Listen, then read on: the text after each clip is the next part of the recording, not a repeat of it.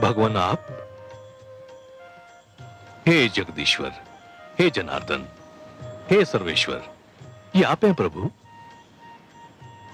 मेरे सौभाग्यशाली नेत्रों को आपके दर्शन हो रहे हैं। हाँ मनु, ये मैं ही हूं। आपके अतिरिक्त और कौन हो सकता था हे पद्मनाभ?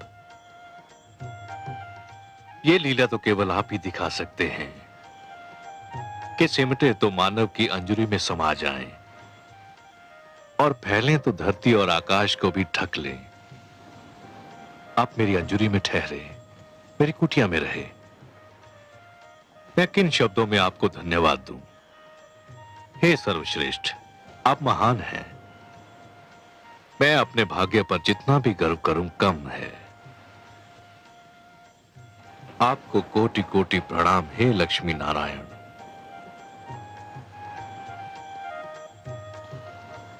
पर क्षीर सागर को छोड़कर धरती पर आकर उसे पावन करने का क्या भेद है दीनदयाल?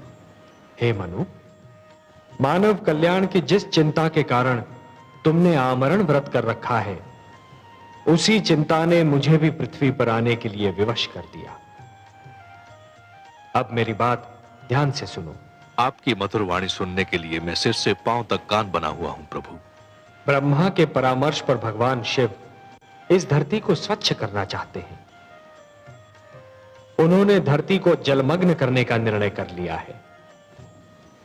आने वाली अमावस्या को आकाश से ऐसा वज्रपात होगा कि कानों को ध्वनि सुनाई नहीं देगी। ऐसी वर्षा होगी मनु कि मानो लगेगा कि आकाश में छेद हो गया। जल का एक रेला आएगा और यह धरती गहरे जल में डूब जाएगी। मैं तुम्हें डूबने से बचाना चाहता हूं मनु। मैं आपकी कृपा और अनुकंपा को कैसे धन्यवाद दूं? परंतु हे जगदीश्वर, जब समस्त धरती ही डूब जाएगी, मानव जाति ही नष्ट हो जाएगी, तो मैं अकेला बचकर क्या करूंगा? हे मनु, जीवन मानव से महानतर है। मानव को मृत्यु आ सकती है, परंतु जीवन कभी नहीं मरता।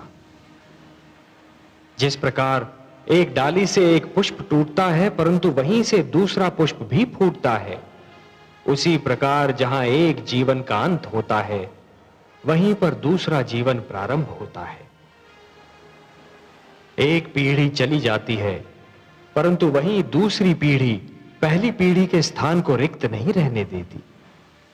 यही जीवन की परंपरा है। तुम इसी परंपरा को अक्षुण्ण रखोगे, तुम इसी परंपरा को जीवित रखोगे। यही मेरा उद्देश्य है। आपके आदेश का पालन तो मेरा परम धर्म है प्रभु।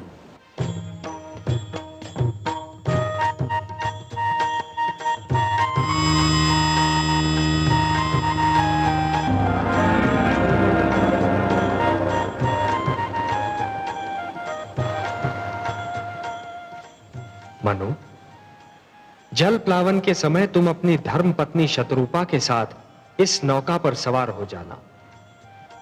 अपने अतिरिक्त इस नौका पर समस्त पशु पक्षियों का एक एक जोड़ा और उन सारे पौधों के बीज भी रख लेना जिन्हें तुम आवश्यक समझते हो।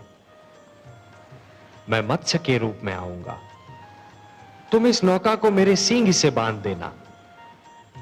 मैं तुम्हारी नौका को सुमेरु पर्वत पर ले जाऊंगा, जहां पहुंचकर तुम्हें एक नवीन जीवन का निर्माण करना होगा, एक नए मानव को जन्म देना होगा। जो आदेश प्रभु।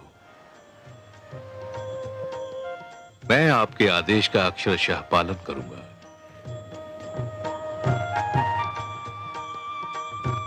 तथास्तु।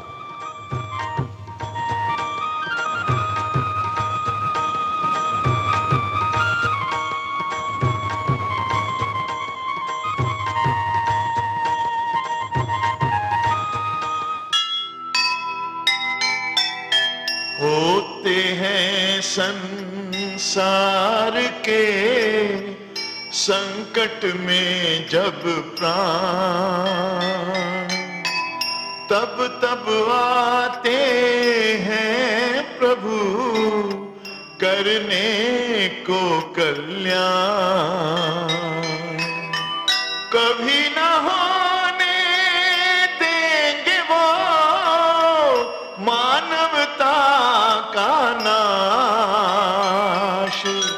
संकट मोचन है वही, है सबको विश्वास, है सबको विश्वास।